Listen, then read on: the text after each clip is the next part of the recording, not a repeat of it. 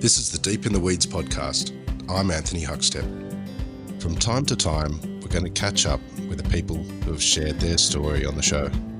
Last time, we caught up with Kathryn Russack. She was driving all over the Victorian countryside, delivering ready-to-heat meals instead of feeding people in her beloved restaurant, Colenso. Like many, life is a little different. Kathryn, how are you going?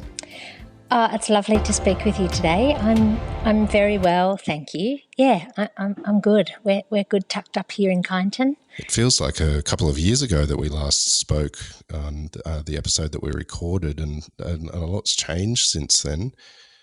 Regional restaurants are allowed to open up again. How are things for you at the moment? How do you feel about that? Oh, look, we call it molasses time when you say it's, when was it? And it's just like one big sort of swirl, isn't it? Oh, look, I feel great that regional is allowed to open. Of course, my thoughts are with our counterparts who are so close by under a very different regimen of regulations, which put the goalposts sort of for now out of reach. I mean, they're quite, Metro's in a very different circumstance. But that said, there's still so many things for regional to get our heads around. I'm thinking, as soon as accommodation starts being booked, are we going to have the capacity to service people that are going to visit? Will there be enough forethought to say, when we're staying in, name a beautiful regional Victorian town, I'll choose Kyneton, but when we're staying in Kyneton, have we organised somewhere to dine? And I'm worried. I fret a bit because I'm thinking the audience may not have made or had time to make the adjustments that we've had time to consider, and that is that, you need to book. Yeah, you've got 2 hours. Yeah, there's only 10. It's so without a doubt it's a juggle, and it's a juggle that I haven't entered into because I'm not open. And I'm trading, and I've continued to trade since March 21. But that I still feel, and we have dates and we have plans to open, but I still feel quite not cautious in terms of keeping everyone safe and well, like it was so much in lockdown 2 and in the beginning. More that I need to know that I can manage customer expectations to a standard that I'm comfortable with and keep our crew, motivated and feeling like it's fun. I want to open the doors and have some fun. And I'm not so sure that we're at that stage yet. Well, a lot has changed since we last caught up, including a second lockdown. What's changed for you during this period? Nothing, because I didn't open. So I didn't have to. I'm a tiny, small business that's been doing it for a long time, and I figured I can't afford to do this over. If we open, I do have the figures of how much it costs me to open to standard, and I chose not to do that, partly because we've been it has been overwhelming support from what are now subscribers or our members. What do you do when you've developed a whole other audience? So those are the customers that we now deliver to. And our format is quite different. We're not, people go, you're doing delivery. And it's like, yeah, it's a little bit different. It's a subscription meal service. It's $225. So it's roughly it's a one beautiful package that will see you through a really enriched week of eating at your place. So our format has been quite different. And so now that we have hundreds of subscribers, I can't pivot even though I loathe that word, because I was just improvising and flying by the seat of my pants. I'm no pivoter. I'm just, what are the resources? What could we make from this, And so I can't, one, I don't improvise in the dining room. And, I just, what do I do with those customers that have been purchasing beautiful subscriptions week in, week out for months? I can't just say, oh, yeah, we're not doing that because we're opening the dining room. Like it's all operators are in a really tricky, it's a tricky time. It's a bet each way kind of thing. So we're really busy working on the things that we can maintain. So we'll maintain our subscription service. We are opening the dining room in October. And we are going to do that. I want to take the opportunity. We've all been talking about doing things differently. Well, we're going to do things differently. And then we've also, because I'm now the owner of the world's cutest refrigerated van.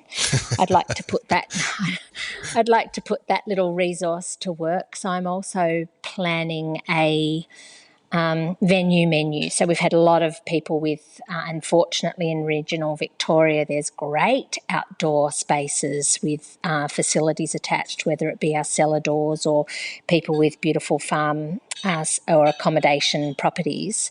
And so I've put together a little outdoor, or your venue and we come to you. So I've put together a little package where we can show up in the world's cutest refrigerated van and light the charcoal barbecue and away we go. So now I've got sort of these three pillars of, to navigate. And still really have, I think when I spoke to you last time, I think I was dreaming of Christmas, and, Christmas is underway here at Colenso, so we've got that ready to roll out, and we'll be doing that with a to eat at home offering. But and now I'm really, I'd be dishonest if I didn't say I'm really worried about March. I'm really, for some reason, and I think it's got to do with how everyone fares, not just me, it's or our business, it's how everyone's business fares come those financial sort of deadlines of JobKeeper finishing and just all those massive economic changes that everyone will be required to manage. And, of course, I'm worried. I don't want to have worked this hard for this long to see us falter. So I'm really busy enriching the offering. One of the things you mentioned a bit earlier was that yearning to have fun again in the dining room, but you've been having fun as well with some collaborations with the model that you're working on at the moment. Can you tell us about the collaborations you've had with chefs? Oh, yeah. Because we've built this new business called To Eat at Home, one of the things I thought, well, let's put To Eat at Home through its paces and open up the platform to another chef. So, yeah, that's nice that you know about that. So Tom Seraphian from Bar Saracen, just I don't know whether he's a chef or an alchemist, because his food's just so beautiful, and our guests were just beside themselves with what arrived and the richness of flavours. And it was just really lovely to have a chef that's younger than me from the CBD, and just to really, we had so many good conversations and sort of meaningful conversations about the industry, about career development, about, what's next. Like, I really try and put my brain in the head of my colleagues in town and just think, wow, how would I be feeling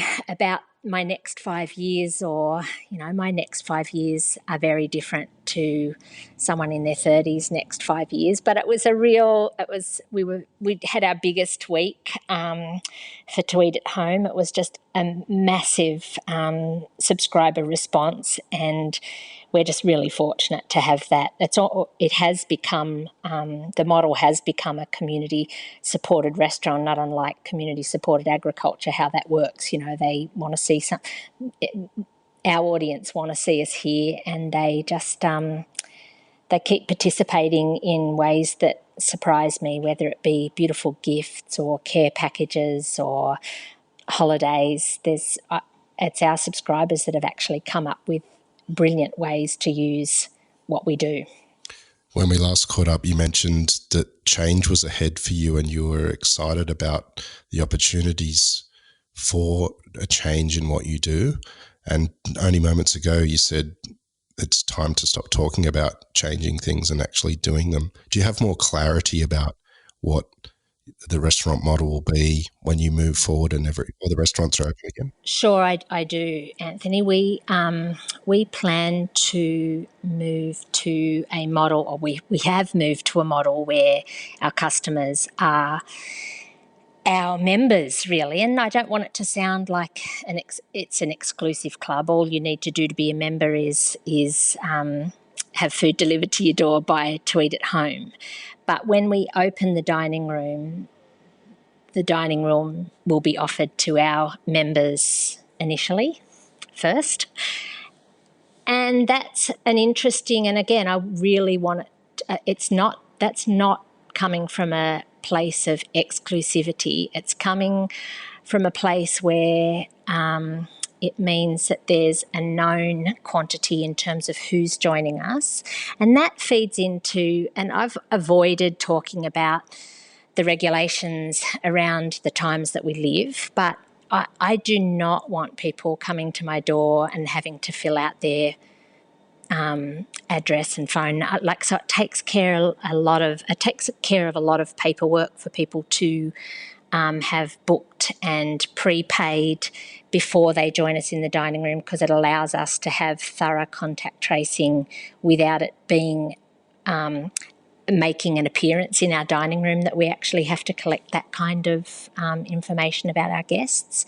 So there's a few elements of why it makes so much sense. I probably committed to myself about 3 months into these times, where I decided that I would no longer work the kitchen wondering whether people might like to join us for dinner. So now I will only open our dining room when it's fully subscribed. And I don't look around and say, oh, that they should do that, or, it wouldn't necessarily work for my city counterparts, and it probably wouldn't work for someone that had been only had their doors open for a few months or 18. But this is year 12 for Colenso, and we do have, one of our resources is that we do have a very supportive audience base, and that we can contact them and we can keep them really up to date with what we're doing. And so we plan to move into 2021 with seasons. And you partake in a season at Colenso not unlike you'd partake in a season with a theatrical or musical venture. It's been a challenging time for many people, but people have been inspired to move in different directions. Has this reinvigorated you as a restaurateur? Yeah. People have asked me, would you have done all these things that you're doing at the moment without being really under the pump to act? And of course, I've probably wanted to do things differently, and I'd been moving in a way that, I do a lot of things differently in terms of how I buy my food, or in terms of the contact I have with people that grow food. There are things that I have been. I think I've been working towards doing things differently for a long time, but this has definitely motivated me to, and that's motivated me to enact that at a pace that I otherwise wouldn't have chosen. But that said, our audience needs to be prepared to come with us on that, and there's never been a time like now for the preparedness of your audience to be on board with you. I think it was Gabrielle Hamilton from New York that said, I think I was reading a New York Times article, and she had said, does the world need my little restaurant? And I've had those thoughts, does the world need Colenso? Well, no, it doesn't. But would my audience or my customers like to be able to continue to dine here in the future? And that's an emphatic yes. So, and do I enjoy it? Yeah, the world, it may not need it, but we definitely want these types of businesses, and I'm planning to keep mine upright and sailing. When we last spoke, you did have your eye on Christmas, and you've also brought it up again now. What are you most looking forward to that period of time, even if it is still a at-home model? I can't wait to see how beautiful the panettones are. I can't wait to put little notes or little treats in people's boxes or bags to sort of, and a gift. I was driving here thinking, last year I did beautiful boozy prunes as a little jarred gift, but I'll think of something that's a beautiful addition. It'll be really lovely going to people's homes. Our service is not like it's not like we go in and make ourselves at home, don't get me wrong, but they're known now that we've been delivering to these homes for quite a while. It'll be a really lovely, you call out, you walk down the garden path, it'll be a festive mood. So I'm looking forward to making it to Christmas, I guess. When I spoke to you, it would have been a goal that it's like, will we get there, So I think I'm looking forward to being in the van and waving and, being on board for business, being open for business, being trading. I mean, I think I mentioned to you that one thing I realised I wanted to keep doing was I like working. Working suits me down to the ground. So the idea that we'd have had to stop or that we couldn't trade, I think that was something I was quite fearful of, actually. And so it's lovely to have stayed busy, stayed with my little crew here. Well, Kathryn, it's lovely to catch up with you again. It's always great to catch up with you, actually. You're such a joy, and we've loved having you on Deep in the Weeds. And last time I said we'll look forward to catching up with you. I feel like we might actually do it for a third time, perhaps around Christmas or just after, and see how that all went. Oh, how gorgeous. Well, I'm really appreciating hearing from my colleagues, and I'm very grateful to have the podcast, or have the several podcasts that I'm just loving hearing from how people are managing, and that's very inspiring. So thanks for your part in that too. It's been great. Well, keep in touch, and we'll catch up and talk again soon. Will do. Cheers. Thank you. This is the Deep in the Weeds podcast. I'm Anthony Huckstep. Stay tuned as we share the stories of Australia's hospo community, suppliers and producers in search of hope during this pandemic. Special thanks to executive producer Rob Locke for making this all happen. Follow us on Instagram at Deep in the Weeds Podcast, or email us at podcast@deepintheweeds.com.au. Stay safe and be well.